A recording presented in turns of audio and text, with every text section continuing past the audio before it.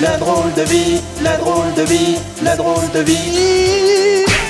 Dans les années 80, il n'y avait ni internet ni appli de rencontre. Pour trouver l'amour, il fallait passer par le Minitel, la radio ou, plus audacieux, par la télévision, où l'on diffusait des annonces matrimoniales. Aujourd'hui, La Drôle de Vie vous replonge dans cette époque et vous présente sa propre version de ces petites annonces du cœur. Voici Radio Rencontre. Géraldine, 60 ans, experte en économie, cherche un homme pour l'entretenir. Effectivement, elle est en retard sur son contrôle technique. Géraldine cherche un homme riche urgemment, car elle ne peut plus se permettre de payer le restaurant avec des timbres poste. On contacte Géraldine Laradine ou Géraldine sur Minitel au 01. C'est trop cher!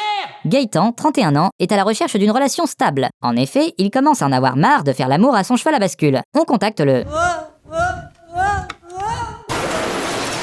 Découvrez Chantal, sans emploi, sans sel et sans gluten. Célibataire depuis l'extinction des dinosaures, Chantal cherche un homme qui saura la faire vibrer, car elle aurait malencontreusement cassé son vibromasseur. On contacte le...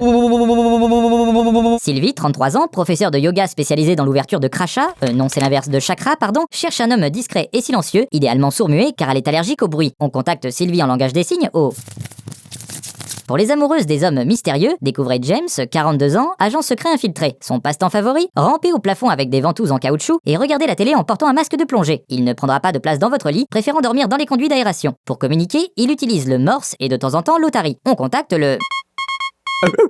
Suzanne, 65 ans, qu'on essaie désespérément de caser depuis 10 ans, est bénévole au refuge animalier. Elle cherche un homme prêt à cohabiter avec ses 19 chihuahuas, idéalement non allergique aux poils, car Suzanne ne s'est pas rasée depuis ses 17 ans. En revanche, aucun problème si vous êtes allergique aux poils de chien. On contacte le...